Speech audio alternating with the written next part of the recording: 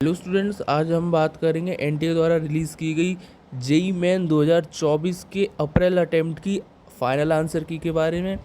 जैसा कि हम सब ने पहले ही देखा है कि प्रोविज़नल आंसर की जो रिलीज़ की गई थी उसमें कुछ मिस्टेक्स थी, कुछ क्वेश्चंस को ड्रॉप करना था और कुछ क्वेश्चंस के आंसर को करेक्ट करना था, आंसर को बदलना था। लेकिन एनटी ने यहाँ पर सिर्फ और सिर्फ मैथ के सेक्शन में ऐसा किया है। मैथ के सेक्शन में जो 4 क्वेश्चंस थे जिनको ड्रॉप करना था, एनटी ने उन सभी क्वेश्चंस को ड्रॉप कर दिया। लेकिन फिजिक्स और केमिस्ट्री के सेक्शन की अगर हम बात करें तो फिजिक्स और केमिस्ट्री के सेक्शन में एनटी ने कोई भी बदलाव नहीं किया है।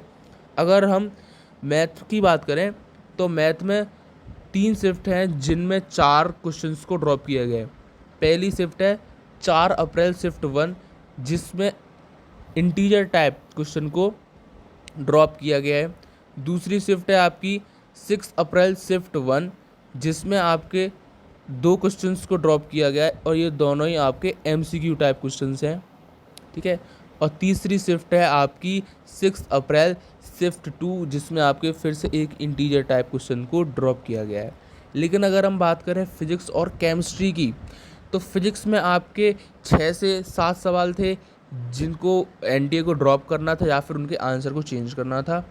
और केमिस्ट्री में आपके 5 से 6 सवाल थे जिनको एनटीए को ड्रॉप या फिर आंसर को चेंज करना था, ठीक है। लेकिन अगर हम बात करें कुछ ऐसे क्वेश्चंस की जो स्टूडेंट्स को लग रहा है कि उनको ड्रॉप करना है लेकिन वो सही है, तो ऐसे क्वेश्चंस में एनटीए सही है। ऐसे क्वेश्चंस में जिनमें एम्बिग्विटी है उनमें एनटीए जैसा हमेशा करता आया है, उनमें अपने बातों को ही वो सही मानता है। जितने भी आप रिपोर्ट करेंगे, जितना भी आप उसको क्लेम करेंगे, वो कोई भी डाउट नहीं मानेगा।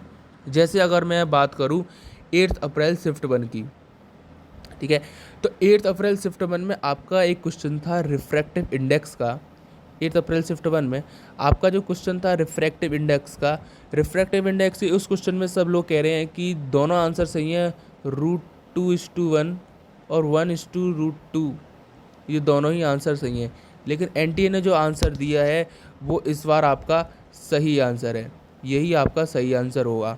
क्योंकि अगर आप क्रिटिकल एंगल के केस में देखेंगे तो जिस मीडियम में लाइट आती है, सबसे पहले जिस मीडियम में लाइट एंटर करेगी वही मीडियम आपका बेसिक माना जाता है। ये रे ऑप्टिक्स में बेसिक टर्मिनोलॉजी है कि जिस मीडियम में लाइट पहले एंटर करेगी उसी को हम पहला मीडियम मानेंगे, ठीक है। लेकिन जब क्रिटिकल एंगल होता है तो क्रिटिकल एंगल में पहला मीडियम होता है डेंसर और दूसरा मीडियम होता है रेयरर। तभी लाइट जो होती है वो बेंड करती है और परपेंडिकुलर टू नॉर्मल हो जाती है, ठीक है। तो ये होता है क्रिटिकल एंगल। तो क्रिटिकल एंगल हमको दे रहा था 45 डिग्री, ठीक है। तो हमको जो 45 डिग्री, तो इससे वेल नोन है हमको कि जो पहला मीडियम है वही डेंसर है, दूसरा मीडियम है वो रेयरर है। तो पहले मीडियम उसने लैंग्वेज यूज़ करी है, find the refractive index of first medium with respect to second medium, ठीक है, या फिर find the ratio of refractive index, ठीक है। तो इसमें जो एनटीए का आंसर है वो बिल्कुल सही है। जो भी स्टूडेंट्स ये सोच रहे हैं कि ये गलत होगा, तो ये सही आंसर है। तो ऐसे और भी क्वेश्चन हैं जिनमें एम्बिग्विटी बन रही है। लेकिन अगर हम बात करें 8 अप्रैल शिफ्ट 2 की, 8 अप्रैल अगर हम शिफ्ट 2 की बात करें तो 8 अप्रैल शिफ्ट 2 में आपका जो क्वेश्चन था स्प्रिंग वाले क्वेश्चन में क्या हुआ है, स्प्रिंग वाले क्वेश्चन में आपके इधर एक 2 मीटर की लेंथ दे रखी, 2 मीटर की स्पेस था और फिर इधर उसने म्यू दे रखा था फ्रिक्शन का कोफिशिएंट, ठीक है। तो उसने क्या है ना, एनटीए ने आंसर दिया है सिर्फ और सिर्फ स्प्रिंग वाले एरिया में फ्रिक्शन को लेके, जबकि उसने इधर क्वेश्चन में कोई भी मेंशन नहीं किया था कि सिर्फ इसी एरिया में फ्रिक्शन है, इस एरिया में फ्रिक्शन नहीं है या फिर इस लेंथ में आपको फ्रिक्शन नहीं लेना है। तो इसमें क्या है ना, जब हम 2 मीटर पूरा ले रहे हैं ना फ्रिक्शन को, तो कोई भी आंसर आपका मैच नहीं कर रहा है, ठीक है। तो एनटीए ने मेरे ख्याल से आंसर दिया √6, जो कि सिर्फ और सिर्फ इस वाले एरिया में, इस वाले रीजन में फ्रिक्शन को लेने पे आएगा, ठीक है। तो इसमें आप खुद सोचिए कि जब कोई स्टूडेंट जब इस क्वेश्चन को घर पे भी करेगा तो 4 मिनट और 3 मिनट उसको लगेंगे। जब कोई एग्ज़ाम में देगा, जब उसके ऊपर प्रेशर भी होगा थोड़ा सा, तो भी वो कम से कम 5 से 6 मिनट ले लेगा। और उसके ऊपर जब वो देखेगा कि कोई ऑप्शन चेक नहीं कर रहा है, कोई ऑप्शन मैच नहीं कर रहा है, तो वो फिर से अपने क्वेश्चन को रीचेक करेगा। जब रीचेक करेगा तो वो देखेगा कि मुझसे कोई गलती नहीं हुई है। तो उसमें एक क्वेश्चन में वो स्टूडेंट आप देखिए कि 7 से 8 मिनट दे रहा है और उसके बाद भी वो क्वेश्चन ड्रॉप नहीं किया जा रहा है, तो ऐसे में स्टूडेंट्स का बहुत ज़्यादा घाटा होता है। ठीक है, तो ऐसे बहुत सारे क्वेश्चंस थे मैथ में, जितने भी थे वो सब हो चुके हैं। फिजिक्स और केमिस्ट्री में कोई भी बदलाव नहीं हुआ है, ये एनटी के द्वारा ब्लंडर है। तो अब जो आपका फाइनल आंसर की रिलीज़ हो गई है वो हो चुकी है। अब आप फाइनल आंसर की के अकॉर्डिंग ही अपने मार्क्स को कैलकुलेट कर लीजिए।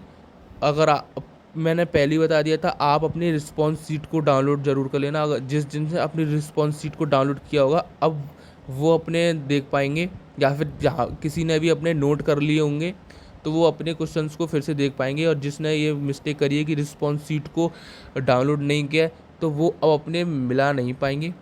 तो अब आप अपने क्वेश्चंस को मिला लीजिए, अपने आंसर को देख लीजिए और अपने मार्क्स को कैलकुलेट करके आप जो मैंने वीडियो बनाया है मार्क्स वर्सेस परसेंटाइल का, उस पर जा कर के आप अपने परसेंटाइल को कैलकुलेट आउट कर सकते हैं।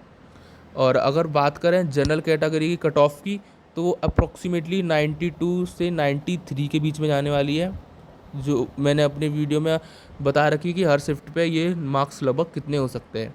ठीक है, तो अब जो फाइनल आंसर की आ चुकी है उसको एक्सेप्ट करना पड़ेगा। और अब आपका जो रिज़ल्ट है वो 22 अप्रैल को 22 अप्रैल को आपके शाम के 4 से 6 बजे के बीच तक में आने की पूरी संभावना है, क्योंकि वह फाइनल आंसर की के कम से कम 15 से 20 घंटे के बाद आता है आपका रिज़ल्ट। ठीक है, तो all the best for advance. जिनका भी एडवांस का अटैम्प्ट है, अब आपका जो मेंस का रिज़ल्ट था आप उसके मार्क्स कैलकुलेट करके रिज़ल्ट का वेट करिए, या फिर पहले से आप अपने परसेंटाइल को थोड़ा सा जान सकते हैं। और अब आप पूरी तरह से तैयारी कर सकते हैं अपने एडवांस ओरिएंटेड होकर के। तो आप अपने एडवांस पर ध्यान दीजिए।